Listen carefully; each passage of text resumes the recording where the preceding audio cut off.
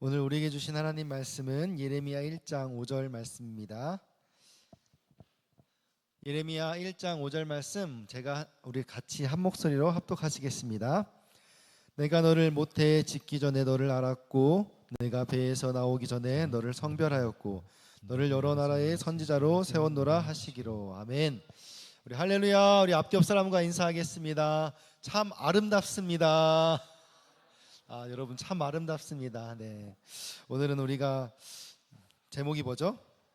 나는 우연한 존재가 아닙니다. 네, 우리가 오늘 함께 좀 나눌 이야기인데요. 그 전에 좀 소개할 분이 있습니다. 목사님 앞으로 잠깐 나와주시면은 우리 교회에 새로운 부목사님이 오셨어요. 이종춘 목사님이신데 교구 담당으로 오셨습니다. 우리 잠깐 인사하실 때 큰 박수로 환영하겠습니다. 감사합니다. 네. 우리는 다 알고 있죠. 네, 그렇죠. 목사님 오셨기에 제가 청년부를 할 수 있잖아요. 그렇죠. 네, 그렇습니다. 네, 오늘은 우리가 함께 나눌 이야기가 좀 알만한 분들은 좀 알 수도 있고 좀 어려운 분들에게는 조금 무거운 주제일 수 있는데 창조론과 진화론에 관련된 이야기를 조금 나누려고 해요. 그래서 이것이 단순한 철학이나 종교적인 주제가 아니라 이것을 우리가 어떻게 바라봐야 할지 세계관의 문제거든요. 그래서 그 이야기를 좀 나누면서 함께 우리 삶의 기초가 되는 존재에 대해 근거에 대해서 좀 나눠보려고 합니다. 많은 사람들이 진화론은 과학이고 창조론은 신앙이라고 생각해요. 여러분도 그렇게 생각하시나요? 그래요? 다행이네. 안 속네. 진화론은 객관적인 사실이고 창조론은 주관적인 믿음이라고 생각을 하는 거죠. 그래서 어느 순간 이렇게 자꾸 우리가 이런 논리에 말려들게 되면은 창조주 하나님이 점점 설 자리를 잃어버리게 되는 거예요. 왜냐하면은 창조라는 것이 단순히 우리 주관적인 믿음, 나의 감정, 나의 생각으로 이야기하는 것이라고 말하기 때문에 그러면은 그 창조를 하신 하나님은 없는 분이 될 수밖에 없는 거예요. 그냥 내 마음에 내 스스로 그냥 믿는 분이 그게 실제로 존재하다라고 어떤 것도 증거할 수 없는 자리까지 서게 된다는 거예요. 학교에서는 과학 시간에 진화론을 가르쳐 주죠. 혹시 학교에서 과학 시간에 창조론 배워보신 분 계세요? 모르겠어요. 뭐 기독교 대안학교 같은 데 요즘 가르치는지 모르겠는데 보통 과학책 교과서에는 다 진화론이 나와 있어요. 그런데 교회에서는 지금도 제가 이렇게 설교 때 이야기를 하지만은 뭘 주장해요? 창조론이 맞다라고 이야기를 하죠. 그러니까 학교에서 이 진화론을 부정하면 어떻게 됩니까? 과학 점수를 받을 수가 없어요. 그런데 여러분 정말 이 진화론이라는 것이 진짜 과학일까? 창조론은 단순히 주관적으로 믿어야 되는 우리 신앙의 문제인 것일까? 사실 이 진화론도 완벽하게 증명된 과학이 아니에요. 수많은 가정과 가설 위에 세워진 해석 중에 하나라는 거예요. 여러 가지를 살펴봤는데 이거를 어떤 사람은 이렇게 해석하고 어떤 사람은 저렇게 해석하는데 그 해석 중에 하나가 진화론인 거예요. 여러 가지 몇 가지 화석들을 보니까 이거 진화했을 수도 있겠다라고 추측하고 가정하고 가설을 세우고 그걸 검증해 나가는 과정 중에 있는 거죠. 그게 아직 이거다라고 정확하게 나오는 것이 아닙니다. 그래서 진화론이 맞느냐 창조론이 맞느냐 하는 문제는 해석의 차이고 더 중요한 건 무엇이냐 그 안에 담겨있는 가치관의 문제라는 거예요. 진화론 안에는 세상을 하나님 없이 설명하려는 그런 세계관이 담겨져 있어요. 그래서 진화론의 세계관 속에서는 어떤 걸 주장하는 거예요? 우리는 우연히 존재하게 되었다. 이걸 계속해서 진화론은 말하고 있는 거예요. 그래서 저는 오늘 이 말씀을 통해서 여러분과 함께 이런 질문들을 좀 진지하게 던지고 싶은 거죠. 그럼 나는 정말 우연히 태어난 존재일까? 내가 여기에 있는 이유가 과연 그냥 어떤 진화의 단계를 거쳐서 있는 것일까? 아니면은 어떤 누군가가 나를 만들고 또 계획을 가지고 내 삶에 뜻이 있는 것은 아닐까? 우리가 그런 것들을 좀 고민해 보자는 거예요. 여러분 이 질문에 대한 답은 단순히 철학으로 끝나는 거 아시에요? 그 답이 곧 우리 자기의 인식과 정체성, 내 삶의 목적 그리고 내가 앞으로 어떻게 살아가야 할지 그 방향성을 정해주는 이야기예요. 그러니까 굉장히 중요한 거죠. 그래서 사단은 이 끊임없이 이 과학이란 이름으로 세상에 하나님은 존재하지 않는다는 메시지를 계속해서 우리에게 주고 있는 거예요. 창조론은 네 생각이잖아. 너네 무리끼리 믿는 거잖아. 야, 과학은 그게 아니야. 진화론이라고 말하고 있어. 너 우연히 생긴 거야. 이 얘기를 사단이 진화론과 창조론을 자꾸 대비시키면서 창조론은 과학이 아니다라고 말하면서 우리에게 잘못된 세계관을 불어넣는 거죠. 그래서 우리가 이 말씀을 통해서 하나님께서 우리 한 사람 한 사람을 얼마나 깊이 알고 계시며 어떤 계획 가운데 부르셨는지 우리 함께 말씀을 살펴보길 원합니다. 여러분은 스스로에게 이런 질문을 해본 적 있어요? 나는 왜 태어났을까? 여러분 노래도 부르잖아요. 왜 태어났니? 내가 살아가는 이유가 뭘까? 너무 많이 들어보셨나 봐요. 과거가 떠오르나요? 내 인생은 어디를 향해서 가고 있는 것일까? 많은 청년들이 방황하는 이유 중에 하나가 바로 내 존재 자체에 대한 명확한 그 확신이 없기 때문이에요. 그러니까 이런 철학적인 고민을 할 때 답을 얻지 못하니까 방황하는 거예요. 내가 정말 얼마나 가치 있는 존재인가? 내 삶이 왜 존재하는가? 나는 누굴 위해 살아가야 되는가? 여러분 살아가다 보면은 삶의 의미가 생기고 목적이 생기고 내 삶의 가치에 따른 걸 느끼게 되잖아요. 왜냐면은 어떤 사람이 날 사랑해줘. 내가 뭔데 날 왜 사랑해줄까? 그러니까 내가 그만큼 소중하고 가치 있는 존재구나. 그러니까 내 삶을 함부로 살면 안 되겠구나. 이런 가치를 느끼는 거잖아. 마찬가지라는 거예요. 성경에서 내가 누구인지를 정확하게 알려주고 그것에 대해서 내가 확신이 생기면은 내 삶을 정확하게 바라보고 그 의미대로 바르게 살아갈 수 있는 힘이 생긴다라는 거예요. 그래서 세상은 계속 우리에게 뭐라고 말하고 있어요? 너는 그 어떤 가치가 없어. 너는 그냥 우연히 생긴 거냐? 이 지금 네가 살고 있는 이 80년, 100년의 그 육신적인 인생만 즐기면 되는 거지 다음 세계 같은 건 없어. 그러니까 여기서 즐기면 돼. 그러니까 뭘 해야 돼요? 여기서 즐기려면 돈이 있어야 돼요. 성공해야 돼요. 그러니까 계속해서 넌 더 많이 가져야 돼. 그래야 네 삶이 가치가 있는 거야. 이 얘기를 하는 거죠. 그러면은 정작 우리는 이것에 대해 질문해야 돼요. 그러면은 내 가치가 정말 내가 가진 것으로 나를 증명할 수 있는가? 아니죠. 어떤 사람은 계속해서 무언가를 더 많이 사고 더 많이 누려야 내가 가치 있다라고 생각을 해요. 왜 그렇습니까? 내 존재 가치를 스스로 증명하지 못하니까. 그러니까 내가 뭐 비싼 신발 사야 내가 가치 있어 보이고, 그리고 뭔가 옷을, 가방을, 명품을 사야 내가 명품처럼 보이고. 왜요? 내가 명품이 아니라고 생각하니까. 그런데 내 자신이 명품이라고 생각하면은 그런 게 중요하지 않은 거예요. 내가 걸치면 명품이지 왜 내가 명품인데? 연예인들 그러잖아요. 뭐 TV에 나왔는데 그 뭐 물론 비싼 거 많이 들고 오는 연예인도 있지만은 어떤 TV에 봤는데 실제로 이제 어떤 연기를 했는데 옷 입었던 게 막 시장에 산 옷이래요. 아무도 몰랐던 거야. 그 연예인이 설마 그런 옷을 입을 줄은. 왜? 그 연예인이 명품이니까 그 옷이 명품처럼 보이는 거예요. 우리가 그런 삶을 살아야 된다는 거예요. 우리 삶이 얼마나 그만큼 가치가 있는지 우리가 알아야 된다는 거예요. 그래서 오늘 본문인 예레미야 1장 5절은 우리에게 이런 질문에 대해서 강력한 대답을 줍니다. 우리 예레미야 1장 5절 우리 본문 말씀 한 번 더 읽어보겠습니다. 시작. 내가 너를 모태에 짓기 전에 너를 알았고 내가 배에서 나오기 전에 너를 성별하였고 너를 여러 나라의 선지자로 세웠노라 하시기로. 아멘. 이 말씀이 단지 예레미야 선지자에게만 하신 말씀이 아니라 지금 누구에게 하고 있는 말씀이냐? 하나님의 백성으로 부름받은 우리 모두에게 하고 있는 거예요. 여러분 예배자로 부름받았죠. 하나님께서 여러분을 구원해 주셨잖아요. 그러면서 이제 하나님 백성 되기로 작정했잖아요. 그러면은 여러분에게 지금 하나님 말씀하고 있는 거예요. 내가 너를 이미 다 창세전부터 불렀고 특별하게 거룩하게 구별했다라고 말씀을 하시는 거죠. 그리고 여러 나라의 선지자로 세웠다. 사명 있는 자로 여러분을 부르셨다라고 말하는 거예요. 예레미야는 유다 왕 요시야 시대 때 하나님의 부름을 받았던 선지자였어요. 근데 그 당시가 유다가 영적으로 아주 타락한 시대였어요. 그리고 우상 숭배가 만연했던 시대였어요. 그런데 그때 예레미야가 너무 어렸고 또 연약하고 걱정이 많았어요. 그러니까 그때 하나님께 소명을 받다 보니까 하나님 저 못해요. 계속 울면서 기도했어요. 그래서 예레미야 별명이 뭐냐? 눈물의 선지자예요. 근데 그때 하나님께서 지금 이 말씀을 하는 거예요. 이것은 네가 감당할 수 있는 게 아니라 내가 너를 불렀고 내가 너를 선택했고 내가 너를 창세전부터 이렇게 다 계획했다. 그러니까 넌 날 믿고 따라와라 라고 하시는 말씀인 거죠. 그러니까 이 말씀이 하나님께서 얼마나 우리의 인생을, 우리 하나님께서 부르시는 그 백성을 얼마나 주도적으로 계획하고 세우신지 그걸 우리는 알 수 있다라는 거예요.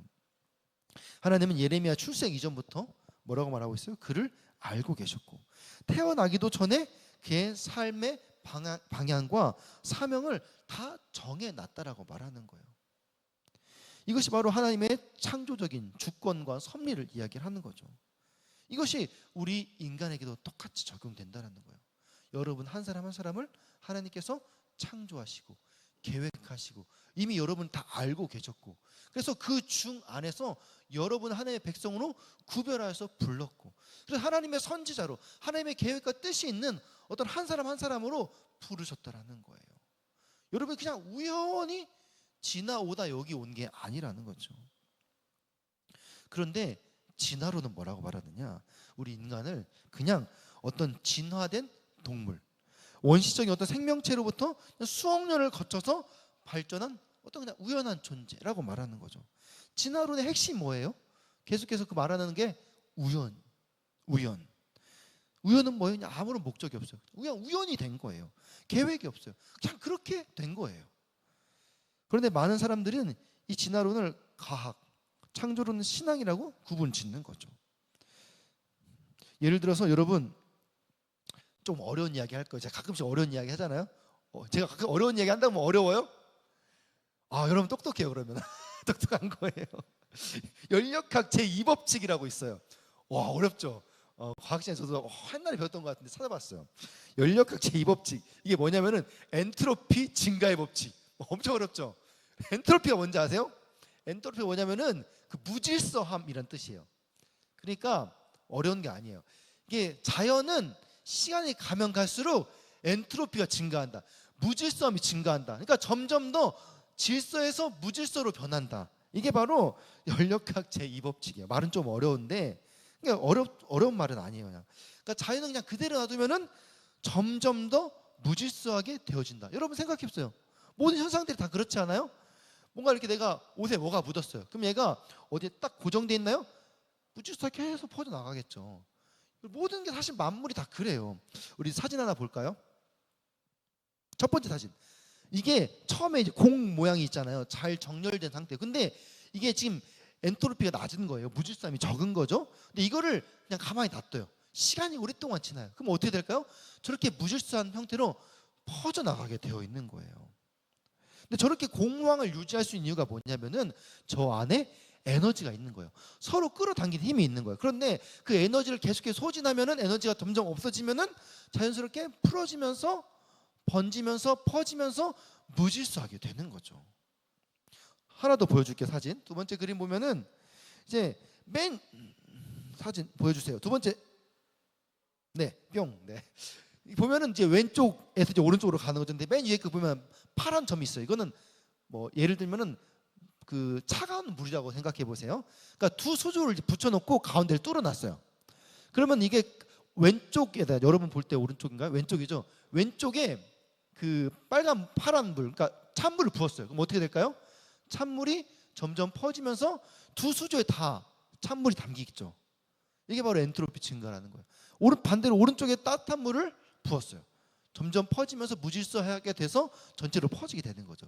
마찬가지로 찬물 왼쪽, 오른쪽에 따뜻한 물 하면은 이게 섞이면서 퍼지게 되는 거예요. 이게 좀 어려운 말로 연력학 제2법칙이라는 거예요. 그러니까 이게 무질서함은 시간이 갈수록 증가를 한다는 거예요.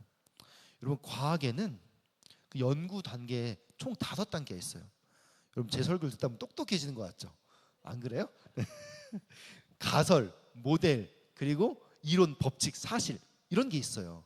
그러니까 뭐냐면은 가설은 가장 낮은 수준 단계의 어떤 이론이에요. 그러니까 아직 검증되지 않은 것 중에 그럴 것 같다라고 추정하고 예상하는 거예요. 그럼 가설을 썼으면 어떻게 해야 돼요? 이제 막 몇 가지 이제 실험을 해봐야겠죠. 그 가설이 맞는지. 그러다면 몇 가지 이제 뭐 공통되는 것들이 생겨요. 그럼 그걸 가지고 모델을 만들어요. 그래서 어떤 공통되는 것들에 대해서 이럴 것이다라고 유추해가지고 우리가 알기 쉽게 어떤 표현하는 거, 그걸 이제 모델이라고 하는 거죠. 그리고 나서 그 모델이 자꾸 쌓이면 이게 어느 정도 검증이 되면은 이것이 되게 타당성 있는 주장이라고 해갖고 이론이 되는 거예요. 근데 이론도 언제든지 수정이 가능한 데이터들이에요. 근데 이제 그 이론이 계속해서 쌓이고 검증이 되면은 이거는 웬만해서 수정이 어렵다, 절대 웬만해서 변하지 않는다라고 하면 그때 뭐라고 하느냐, 법칙이라고 하는 거예요. 그래서 법칙 같은 게 보통 수식으로 표현이 가능해요. 숫자로. 우리가 하는 어떤 모든 것들, 그러니까 엔트로피의 법칙이라고 말하니까 저게 무질서함도 숫자로 표현이 된다는 거예요. 계산이 된다는 거예요.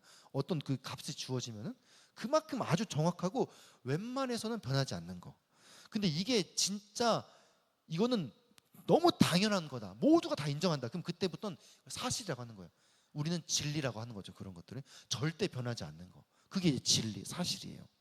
그러니까 이게 과학의 어떤 확실성, 명확성이 점점 높아지는 순서인데, 진화론은 뭐예요? 진화 이론이에요. 그러니까 어떤 사실들 가지고 이렇다 하고 주장을 하는데 그게 어느 정도 타당하다라는 거예요. 근데 법칙까지는 안 해요. 언제든지 수정 가능하고 지금도 어떤 사실들이 밝혀지면은 계속해서 수정하고 있어요. 그런데 아까 말했듯이 엔트로피에 뭐라고 했어요? 법칙. 무질서함이 법칙이에요. 근데 이게 상충이 돼요. 그러니까 엔트로피의 법칙에 따르면은 생명체는 어떻게 돼요? 점점 가면 갈수록 무질서해져요. 그러니까 우리 몸이라는 게 가만히 놔두면은, 만약 우리가 죽었어요, 땅에 묻어놨어요, 어떻게 돼요? 우리의 뼈와 우리 살이 막 더 모여가지고 더 멋있게 딱 완성이 될까요? 결정체로? 아니죠. 분해되고 흐트러지고 무질서하게 되어지는 거죠. 마찬가지예요. 우리가 뭔가 가꾸고 에너지를 쏟고 노력하지 않는 이상 세상의 모든 것들은 다 무질서해지고 흐트러지는 거예요. 원래 자연이 그런 거예요. 그런데 진화론은 뭐라고 이야기했어요? 우연히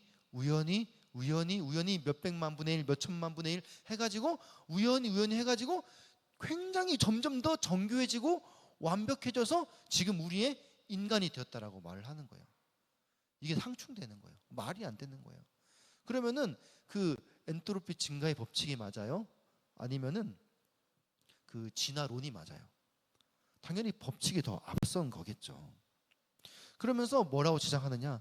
원자, 분자, 세포가 우연히 모여서 미생물이 되고, 미생물이 생물이 되고, 무척추동물이 척추동물이 되고, 손가락이 3개에서 4개가 되고 5개가 되고, 이런 주장을 하는데 이거는 그 법칙상 말이 안 되는 거예요.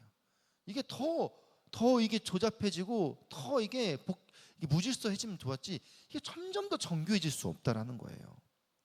그리고 또 이 진화론의 문제가 뭐냐면은 화석의 기록에도 문제가 많습니다. 진화론에서 말하는 이 진화의 과정을 보면은 방금 설명했던 것처럼 이제 무척추동물이 척추동물이 되고, 그림 한번 보여줘요. 세 번째 그림. 세 번째 보는 그림 보면은 이제 뭐 척추동물에서 이제 어류가 양서류가 파충류가 또 그 조류적인 조류가 빠졌는데 이제 포유류가 되고, 포유류의 한 속으로 보니까요. 그렇게 해서 점점 갈수록 복잡해지고 똑똑해지면서 상위 종류로 진화한다라는 거예요. 그런데 엔트로피 법칙에서도 말이 안 되지만은 더 중요한 거는 이게 1번이 이제 그 진화 전 단계고, 2번이 진화 중간 단계고, 이제 3번이 진화 완성체잖아. 그리고 거기서 또 진화를 또 계속 하는 거잖아.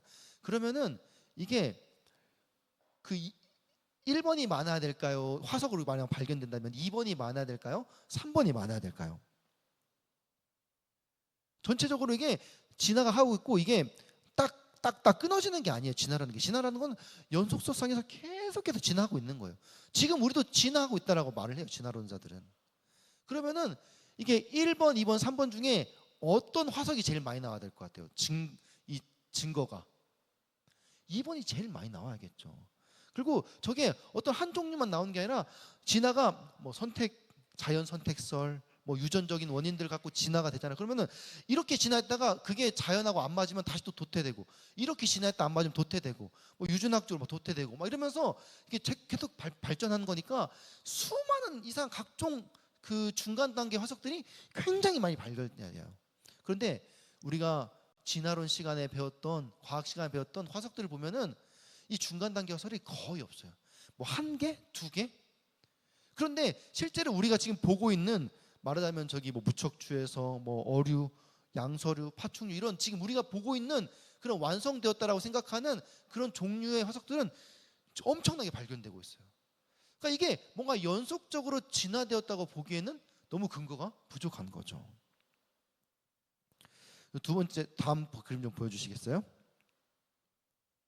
그러니까 이게 연속성이라는 것은 이제 진화가 계속해서 연속적으로 이어지고 있잖아요. 그러면은 그 사이사이에 화석들이 계속해서 촘촘촘촘촘촘촘촘 그 위에 연속성 그 선 있고 저기 점선 있잖아요. 그게 무슨 말이냐면은 계속해서 화석들이 촘촘촘촘 계속 발견이 돼야 된다라는 거예요. 그런데 발견이 안 되고 있어요. 뭐 중간 단계라고 했죠. 뭐 하나, 두 개. 그것도 이제 막 짜맞춰서. 그러니까 그렇게 해서 이게 무슨 진화가 저렇게 지금 그림을 주에서 박지로 진화할 때 5단계를 그리고 있는데 저것도 그냥 가설이지 저런 화석이 발견된 게 아니에요. 그러니까 마치 무슨 이게 포켓몬스터 진화하듯이 뭐 파이리가 리자드 되고 리자드가 리자몽 되고 그런 게 아니잖아요. 이게 진화를 하려면은 수백만 년을 거쳐가지고 다리가 조금씩 자라고 목이 조금씩 길어지고 꼬리가 조금씩 막 손가락 수가 조금씩 늘어나고 막 이래야 되는데 그런 게 없다라는 거예요. 진화를 했다면 지금도 우리도 진화를 하고 있다라고 말을 해요. 근데 이게 수백만 년에 걸쳐서 하는 것이고 우리 인간이란 종은 거의 최종 단계니까 생긴 지 얼마 안 됐다는 거예요. 그러니까 우리가 이거를 보지 못한다라는 거예요. 아 그래 그거는 말이 돼요. 그 말은 말이 돼요. 그러면은 과거에 수백만 년 전 그 화석들이 발견되냐는 거예요. 중간 단계 화석들이 없다라는 거죠. 그래서 많은 과학자들은 이 진화로 해서 가끔씩 중간 단계 화석이라고 말하는 막 특이한 것들이 있어요. 우리가 보지 못했던. 그럼 이거는 아마 여기서 여기로 거쳐가는 중간 단계 화석이었을 까 말을 해요. 그러면은 뭐라고 할까요? 그거는 대부분의 과학자들이 중간 단계 화석이 아니라 돌연변이일 거다라고 이야기해요. 돌연변이는 갑자기 유전학적으로 문제가 생기면은 좀 이상하게 나올 수 있잖아요. 우리도 보면은 다지증이라고 해가지고 손가락이 가끔씩 6개, 뭐 발가락 6개 나오는 태어나는 그 사람들이 있어요. 그건 뭐예요? 이게 염색체의 어떤 변이로 인해서 질병으로 보는 거지. 이 사람이 손가락이 지금 7개 되려고 중간 단계로 6개로 진화한 게 아니잖아요. 그렇잖아요. 그러니까 그런 거는 돌연변이로 보는 거지 어떤 문제의 질병으로 보는 거지 그게 중간 단계를 볼 수 없다라는 거예요. 결국 이 진화론의 주장이 오히려 근거가 부족하고 어찌 보면 창조론보다도 논리가 더 약하고 터무니없는 경우가 많아요. 근데 창조론은 성경에 있는 걸 가지고 검증한다고 해서 너네 그 믿음이잖아. 이렇게 얘기를 하는 거예요. 반면에 창조론의 주장은 어떻습니까? 성경을 근거로 역추적하는 방식이에요. 성경에 이렇게 쓰여 있으니까 이걸 일단 믿고 그러면 이대로 한번 검증해 보자. 검증해 봤는데 지금 그대로 검증이 거의 대부분 되고 있어요. 그러니까 근데 거기에 대한 원인은 찾을 수 없는 거죠. 왜요? 하나님이 창조했다고 하는데 하나님의 창조를 우리가 어떻게 증명해요? 그게 안 되니까 너네 믿는 거냐? 아 그래 그거 믿는 걸 수 있어. 근데 그 믿는 걸 가지고 검증했더니 그게 다 사실로 계속 드러나고 있는 거예요. 창조로는 시간이 가면 갈수록 증거가 계속 나와요. 그런데 진화론은 계속해서 터무니없는 증거들을 가지고 짜맞추기식의 이론을 발전시키는 거죠. 뭐가 진짜냐는 거예요. 이거는 해석의 차이고 선택의 차이지 진화론이 과학이고 창조론이 믿음이다라고 말할 수 없는 겁니다. 그래서 이 사단은 이 진화론과 창조론에 대해서 과학과 믿음이라는 이분론적인 세계관을 만들어서 하나님 없는 세계를 계속해서 설명하려는 시도를 가지고 있는 거죠. 그래서 뭐라고 말하고 싶은 거예요? 인간을 목적 없는 존재, 우연의 산물로 그냥 정의 내려버리는 겁니다. 여러분 우연히 태어난 존재에게는 굳이 목적이 있을 필요가 없겠죠. 목적이란 거는 뭔가 의도를 가지고 만들었을 때 생기는 건데 오늘 하루를 살아가는 것도 사랑하는 사람을 만나는 것도 내가 실패하고 성공하는 것도 모두 그냥 무의미하는 그냥 우연의 사건으로 보는 거예요. 결국 이런 생각은 우리로 하여금 나는 왜 살아가야 하지? 그냥 이게 우연히 계속 우연히 쌓여서 그냥 내가 만들어진 건데 뭐 내가 살아갈 이유가 있나? 내가 굳이 열심히 목적을 가지고 살 필요가 있나? 이렇게 사람을 무의미한 존재로 만들어 버리는 것입니다. 그러나 성경은 말합니다. 너는 우연히 존재하게 된 사람이 아니다. 너는 하나님의 의도와 계획 속에서 창조된 꼭 있어야 되는 필연적인 존재다라고 말하는 겁니다. 뿐만 아니라 이 창조론은 단지 어떤 신앙적인 고백에만 그치지 않아요. 과학적으로도 우주의 정밀한 어떤 질서와 복잡성 이런 것들이 우연히 보기에는 너무나 하나님의 세밀한 어떤 역사심이 막 드러나는 거예요. 여러분, 그 지구와 어떤 이 주변에 그 안에 있는 생명체들, 또 뭐 각도, 중력, 뭐 산소 비율 뭐 이런 것들이 정말 우리에게 맞춰서 아주 균형감 있게 다 만들어졌잖아요. 우리 인간 한 사람 한 사람만 보더라도 똑같은 사람이 한 명도 없어요. 심지어 머리털도 다 달라요. 심지어 지문도 다 다르고 몸속 따보면은 DNA라는 거 있어가지고 아주 조그만한 거에 우리 인간의 설계도가 다 그려져 있대요. 여러분, 이게 어떻게 우연으로 나올 수 있는 작품입니까? 제가 처음에 여러분들하고 같이 인사할 때 뭐라고 인사했어요? 여러분 정말 아름답다라고. 여러분 한 사람 한 사람 존재가 그렇게 생각해 보면은 너무나 아름다운 거예요.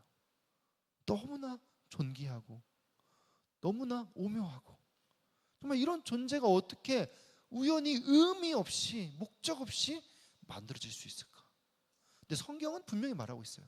하나님께서 우리를 특별하게 거룩하게 구별했다라고. 그리고 우리를 다 알고 계셨대요. 창조 전부터 계획하셨대요. 하나님의 뜻과 목적이 있으셔가지고. 오늘 본문에서 하나님은 예레미야에게 말씀하십니다. 내가 너를 모태에 짓기 전에 너를 알았고. 여러분, 이게 무슨 뜻이에요? 하나님의 계획이 나의 인생보다 먼저 있었다는 겁니다. 내가 실수로 태어난 게 아니라 하나님의 거룩한 계획 가운데 있었다는 겁니다. 이미 창세 전부터. 그래서 시편 139편 13절에서 16절은 이렇게 고백하는데요. 우리 함께 읽겠습니다. 주께서 내 내장을 지으시며 나의 모태에서 나를 만드셨나이다. 내가 주께 감사하옴은 나를 지으심이 심히 기묘하심이라. 주께서 하시는 일이 기이함을 내 영혼이 잘 아나이다. 내가 은밀한 데서 지음을 받고 땅의 깊은 곳에서 기이하게 지음을 받은 때에 나의 형체가 주의 앞에 숨겨지지 못하였나이다. 내 형질이 이루어지기 전에 주의 눈이 보셨으며 나를 위하여 정한 날이 하루도 되기 전에 주의 책에 다 기록이 되었나이다. 아멘. 이 말씀은 단순히 하나님 우리를 창조하셨다는 사실만을 말하는 게 아니에요. 여기서 지으셨다라고 표현을 하고 있는데 히브리어로 그 뜻이 짜다, 짜 맞추다 이런 뜻이에요. 그러니까 여러분 한 사람 한 사람 다 존귀하게 만드셨는데 여러분이 엄청난 계획 안에 다 짜져 있는 거예요. 이렇게 다 이렇게 조밀하게 여러분 어떤 계획 안에 다 들어와 계신 거예요. 그거 하나님 다 알고, 여러분 그 어떤 건축물 만들 때 뭐 나무자 하나를 만들어도 홈을 다 파놓고 막 껴놓고 하면서 조립을 하잖아요. 그렇게 여러분 한 사람 한 사람 다 짜 맞춰 놓으셨다라는 거예요. 그렇게 우리를 아주 섬세하고 의도적으로 창조하셨다라고 하나님은 말씀하고 계십니다. 추워하고 계시는 것 같은데 에어컨을 좀 꺼주시겠어요? 하나님은 우리 각 사람을 그분의 손으로 정밀하게 디자인하셨고 우리의 생김새와 성격, 능력과 한계까지 모두 의도하신 바 안에서 우리에게 주어진 거예요. 그래서 이게 우연히 생겼다라고 말할 수 없는 겁니다. 하나님이 직접 설계하고 그렇게 존재하라고 명령하시고 우리에게 의도를 주셨다는 겁니다. 그래서 그 하나님께서 나보다도 나를 더 잘 아신다. 우리 이런 찬양의 고백도 있잖아요. 나의 고민, 나의 연약함, 나의 장점, 나의 가능성, 이걸 다 아시는 분이 누구예요? 우리 하나님이에요. 그러니까 우리가 우리 삶을 설계하고 계획하고 무언가 어디엔가 나의 삶을 올인하려고 할 때 누구에게 물어야겠어요? 나를 설계하신 분, 나를 가장 잘 아시는 분, 나를 이미 어떤 의도와 계획 가운데 나를 그렇게 탄생하게 하신 분, 그분께 물어볼 때 나의 삶이 가장 아름답고 빛나게 쓰임받을 수 있다는 겁니다. 그래서 우리의 목적이 다 하나님께 달려있는 것이죠. 그분께서 우리 한 사람 한 사람을 선지자로 부르셨다라고 말하고 있어요. 사명자로 부르셨다라는 거예요. 그것이 오늘 본문에서 예레미야를 부를 때 선지자일 수 있고, 어떤 사람은 뭐 교사, 직장인, 뭐 자녀, 이든 모든 사람에게 우연히 던져진 것이 아니라 거기에 맞는 그런 목적이 있는 그런 귀한 존재라는 것입니다. 하나님께서 그 목적에 맞게 우리를 쓰시려고 만드셨다는 거죠. 그런데 진화론은 어떻습니까? 우리에게는 그런 존재 의미를 절대 줄 수가 없어요. 그래서 사람들은 이 존재보다 뭐의 목적을 걸어요? 소유의 목숨을 거는 거죠. 근데 찬조로는 뭐라고 말합니까? 그것 너 자체가 귀하다. 너는 천하보다 귀한 존재다. 이 세상보다 더 귀한 존재다. 라고 말하는 거죠. 왜냐하면 하나님이 우리를 그렇게 부르셨으니까. 우리 마태복음 10장 30절에서 31절 같이 읽겠습니다. 시작. 너희에게는 머리털까지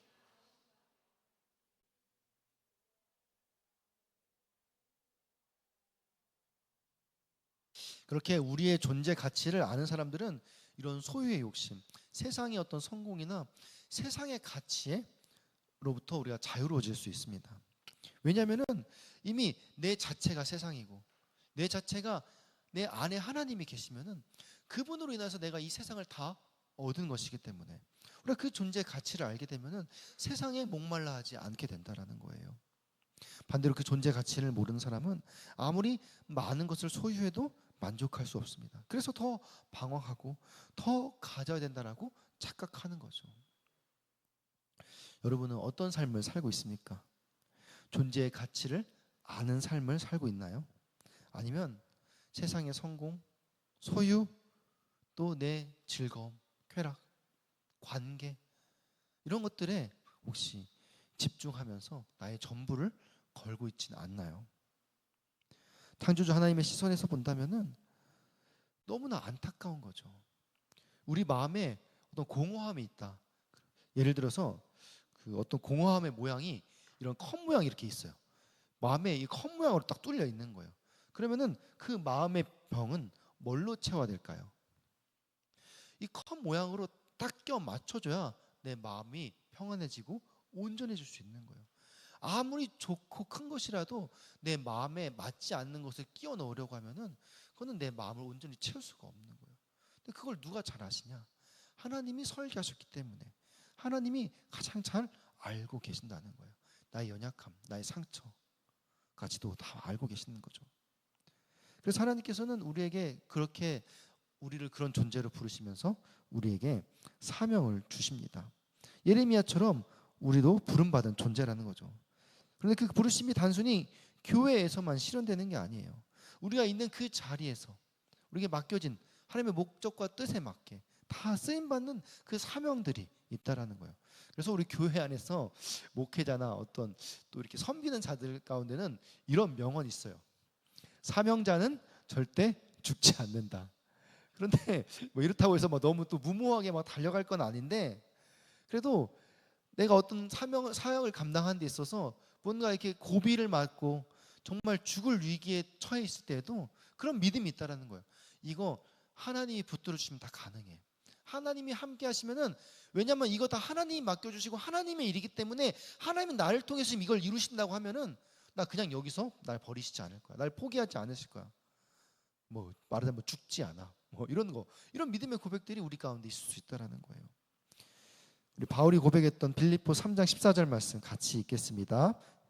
시작. 둯대를 향하여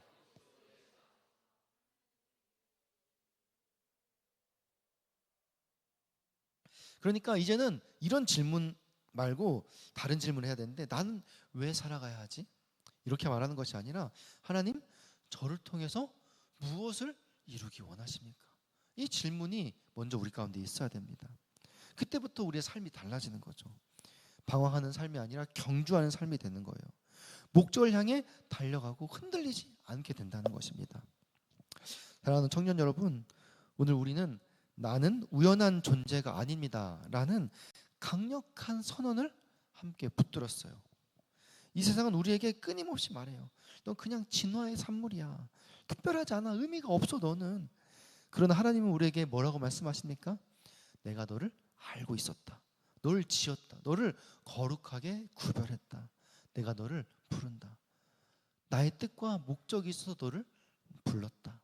너에게 맡길 일이 있다. 우리는 단순히 살아남기 위해 태어난 존재가 아니죠.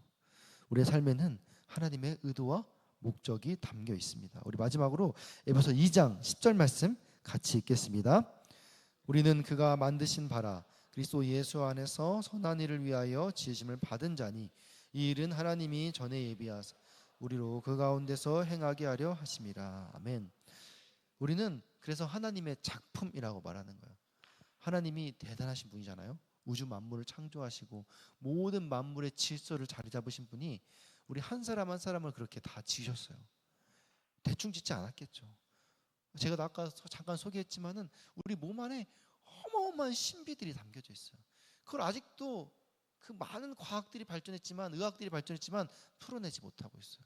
여러분이 그런 존재라는 거예요. 우리가 뭐 가끔 몸값을 뭐 몇 억 따지잖아요.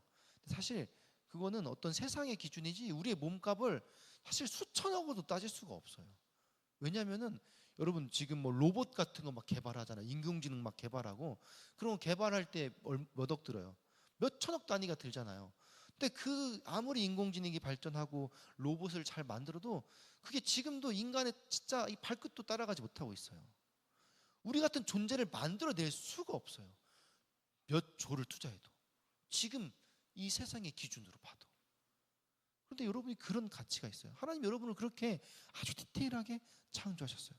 목적이 있어서, 하나님의 뜻이 있어서, 계획이 있어서. 여러분 그런 존재 가치를 하나님 안에서 발견할 수 있기를 바랍니다. 세상이 말하는 것들, 세상 사람들이 다 추구하는 것들, 그런 거에 목숨 걸지 마시고 정말 나를 가장 잘 아시는 그분이 하시는 그 말씀 가운데 순종할 수 있기를 바랍니다. 그래서 우리가 이제는 그 세상에 말하는 그 성공에 대한 그 존재 질문을 멈추고 이렇게 결단할 수 있기를 바랍니다. 하나님, 저를 만드신 목적을 붙잡고 살겠습니다. 제가 이제 어디에서 와서 어디로 가는지 알겠습니다.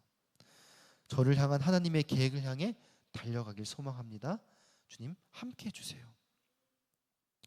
우리 이 시간 다 함께 일어나셔서 하나님의 세계 찬양하면서 준비하신 예물 하나님께 드리길 소망합니다.